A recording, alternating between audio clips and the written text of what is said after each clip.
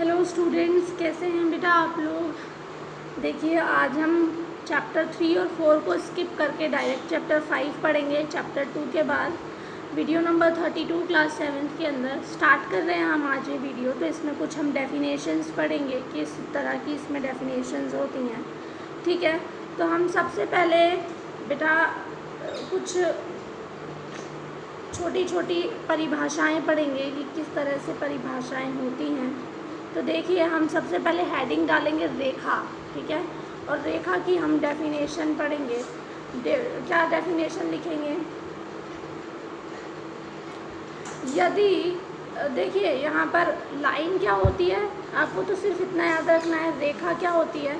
जिसको हम अपरिमित रूप से बढ़ाते हैं उसे रेखा कहते हैं। यानी कि एक रेखा जो है उसका कोई भी अंत बिंदु नहीं होता है। रेखा किसे कहते हैं? वह लाइन जिसका कोई भी अंत बिंदु नहीं होता है। उसके बाद आता है रेखाखंड। रेखाखंड कौन सा होता है? जिसके दो अंत बिंदु होते हैं। ठीक है, और उसके बाद में आता है किरण। यानी कि एक किरण क्या होती है? जिसका एक अंत बिंदु होता है। किरण का क्या होता है? एक अंत बिंदु। तो यहाँ क्या याद रखेंगे? रेखा जिसका कोई भी अंतिम बिंदु नहीं होता, दोनों तरफ उसको बढ़ाया जा सकता है। रेखाखंड जिसके दो अंतिम बिंदु होते हैं उसे बढ़ाया नहीं जा सकता। और किरण क्या होती है? जिसका एक एंड बिंदु होता है, अंतिम बिंदु एक नहीं होता, तो एक तरफ से बढ़ सकती है। यहाँ देखो, तीनों के आपको डायग्राम भी बनाने हैं। डायग्राम देखिए, ये डायग्राम बेटा, जब आप ये डायग्राम लेंगे तो ये डायग्राम है रेखा का। क्योंकि यहाँ पर देखिए, ये दोनों तरफ से बढ़ाई जा रही है, कहीं भी रुकेगी नहीं, इसका कोई अंतिम बिंदु नहीं है, तो ये रेखा। ये बेटा क्या है आपके लिए? यहाँ पर रेखा खंड है। ये क्या है आपके लिए? रेखा खंड। क्योंकि ये ना तो यहाँ से बढ़ाई जा सकती है ना यहाँ से, दोनों तरफ अंतिम बिंदु है। और ये क्या है? किरण। क्या है बेटा? किरण। क्योंकि यहाँ पर एक अंतिम बिंदु है, परंतु जो दूसरा है वहाँ से आप इसे आगे बढ़ा सकते हैं। तो ये क्या है आपके लिए? किरण है। क्लियर हो गई बात? अब हम यहाँ पर कुछ एंगल्स के बारे में पढ़ेंगे। एंगल्स के बारे में इम्पॉर्टेंट बातें डिस्कस करेंगे। सबसे पहले आप हेडिंग डालेंगे पूरक कोण, यानी कि कॉम्प्लीमेंट्री एंगल। हेडिंग करेंगे और उसकी डेफिनेशन लिखेंगे। जब दो कोणों के योग जो है वो 90 डिग्री हो, मतलब कोई भी दो कोण लीजिए और उन दोनों कोणों का जब आप मान जोड़ दें तो कितना आ जाए? 90 डिग्री आ जाए। तो इन्हें क्या कहेंगे? एक दूसरे का पूरक कोण कहेंगे। एग्जाम्पल के लिए आप ले सकते हैं, जैसे 30 और 60। ठीक है, दो अलग अलग हैं, इन्हें आप जोड़िए, कितना आएगा? 90। यानी कि ये दोनों कोण क्या है? पूरक कोण हैं आपस में। ठीक है, ये दोनों जो है वो आपस में क्या है? पूरक कोण है। इस तरीके से आप पूरक कोण यहाँ पर जान सकते हैं कि पूरक कोण क्या होते हैं। ठीक है, यहाँ पर देखिए 35 और 65 है, इन्हें जोड़िए। इन्हें जब आप जोड़ेंगे तो ये 100 डिग्री आ जाएगा बेटा। तो अब बताइए, आपको तो 90 लाना है, यानी कि ये दोनों पूरक कोण नहीं है। पूरक कोण कौन से होते हैं? जिनके दो कोणों का योग जो है वो 90 डिग्री का होता है। क्लियर? तो अब आपको ये जो क्वेश्चन है HW के अंदर करने हैं कि निम्नलिखित का पूरक माप बताइए। 55 है, तो आपको इसका पूरक अगर बताना है तो आप कैसे बताएंगे? 90 में से घटा दीजिए, है ना। जैसे 75 है, 75 में अगर आप 15 जोड़ देंगे तो 90 आ जाएगा, तो इसका पूरक क्या हो जाएगा? 15 हो जाएगा। इस तरीके से ये छोटे छोटे क्वेश्चन आपको करने हैं यहाँ पर।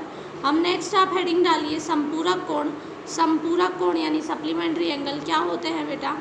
तो देखिए, संपूरक कोण कौन क्या होते हैं, इनकी परिभाषा क्या है कि जब प्रत्येक युग्म में कोणों का योग जो है 180 पाया जाए तो ऐसे युग्म को संपूरक कोण कहा जाता है। ठीक है, यानी कि अभी आपने जब पूरक कोण पढ़ा उसमें क्या था कि दो जब एंगल आप जोड़े तो उनमें 90 डिग्री का आंसर आना चाहिए। लेकिन संपूरक में क्या होता है? दो कोणों को आप जोड़ें और आंसर 180 आना चाहिए। फॉर एग्जांपल आप देखिए, डायग्राम देख सकते हैं, ये 100 डिग्री का एंगल है, ये 80 डिग्री का एंगल है। दोनों को आप जोड़ दीजिए, कितना आएगा? 180। यानी कि ये वाला जो एंगल है ये इस एंगल का संपूरक है, या आप ये भी कह सकते हैं कि ये इस वाले कोण का संपूरक है। तो संपूरक का क्या मतलब हुआ? जिनमें दोनों कोणों का योग 180 डिग्री होना चाहिए। तो यहाँ पर देखिए बेटा, छोटे छोटे क्वेश्चन है। यहाँ पर आपको पता करना है कि ये संपूरक है या नहीं है। कौन सा? देखिए, ये संपूरक नहीं है क्योंकि 120 और 40 160 होते हैं, 180 नहीं होते हैं। यहाँ पर देखिए, ये भी जो है 180 डिग्री नहीं बन रहा है। ये समपूरक कोण है क्योंकि 180 डिग्री बन रहे हैं, और ये भी समपूरक कोण नहीं है। इस तरीके से आपको यहाँ पर ये CW में करना है कि 90 डिग्री का समपूरक क्या होता है, 90 डिग्री होता है, क्योंकि 90 और 90 मिलकर ही 180 डिग्री होंगे। 110 का समपूरक क्या होगा बेटा, 70 होगा, क्योंकि 70 और 110 मिलकर 180 बन जाएंगे। ठीक है, इसके बाद हम देखते हैं आसन्न कोण यानी एडजेसेंट कोण। तो एडजेसेंट एंगल यानी कि आसन्न कोण क्या होते हैं बेटा, उसके बारे में हम जानते हैं। देखो, ऐसे कोण होते हैं जिनका कोई या तो एक शीर्ष यानी कि कोई एक बिंदु उभयनिष्ठ होना चाहिए, है ना, या फिर कोई एक भुजा उभयनिष्ठ होनी चाहिए, है ना। ठीक है, तो या तो क्या होना चाहिए, एक शीर्ष उभयनिष्ठ हो या एक भुजा उभयनिष्ठ हो। और जो भी भुजाएं उभयनिष्ठ नहीं हैं, वो जो भुजा उभयनिष्ठ है उसके एक एक तरफ हो। फॉर एग्जांपल देखिए, ये मैं दो आपको डायग्राम बना रही हूँ। यहाँ पर ये पॉइंट है और ये दो एंगल है, तो ये दोनों एंगल एक दूसरे के आसन्न कोण हैं, क्योंकि इनका जो शीर्ष है यानी कि जो बिंदु है वो कॉमन बिंदु है, और ये जो लाइन है, ये लाइन भी इनकी कॉमन लाइन है। तो ये हो गया उभयनिष्ठ शीर्ष और ये हो गई उभयनिष्ठ भुजा। और तीसरा क्या है कि जो उभयनिष्ठ भुजा है ना, दूसरी भुजाएं उसके एक एक तरफ होती है, एक इस तरफ एक इस तरफ, समझ गए आप। तो आसन्न कोण इस तरह के होते हैं। तो इसलिए आप हेडिंग करके यहाँ लिख सकते हैं कि कोणों के ऐसे युग्म को आसन्न कहा जाता है जहाँ शीर्ष उभयनिष्ठ एवं भुजा उभयनिष्ठ होती है, परंतु कोई भी अंतः बिंदु उभयनिष्ठ नहीं होता। तो इस तरीके से यहाँ पर आपको बताना है कि ये आसन्न कोण है, बिल्कुल है, ये भी आसन्न कोण है, ये आसन्न कोण नहीं है, इस तरह से, है ना। तो आपको ये भी आप CW में जो है प्रैक्टिस के लिए कर सकते हैं। देखिए, हर कोण के लिए आपको एक प्रैक्टिस शीट दी है, हर कोण के लिए आपको प्रैक्टिस करनी है। ठीक है, तो इस तरीके से आपको यहाँ पर ये क्वेश्चंस करने हैं कंप्लीट। इसके बाद देखिए नेक्स्ट आपकी हेडिंग रहेगी रैखिक युग्म।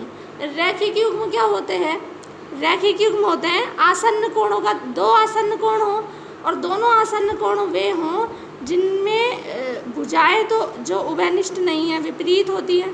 लेकिन आपको तो ये देखना है कि रैखिक युग्म वो होता है जिसमें दो आसन्न कोण हो कम से कम। ठीक है, दो आसन्न कोण हो और उन दोनों आसन्न कोणों का जब योग आप करें तो 180 डिग्री हो, तो उसे रैखिक कोण युग्म कहा जाता है। फॉर एग्जांपल ये देखिए, ये दो एंगल है और दोनों जो है आसन्न कोण है। अगर इन दोनों का जोड़, आप इन दोनों को जोड़ दें तो ये अगर 180 डिग्री आता है तो वो रैखिक कोण युग्म है। तो बेटा इसकी एक और पहचान मैं बता देती हूँ। अगर कोई एक लाइन सीधी है और उस पर कोई आसन्न कोण बन रहे हैं तो उनका योग हमेशा 180 डिग्री होता है और ये रैखिक कोण युग्म ही होता है। क्लियर।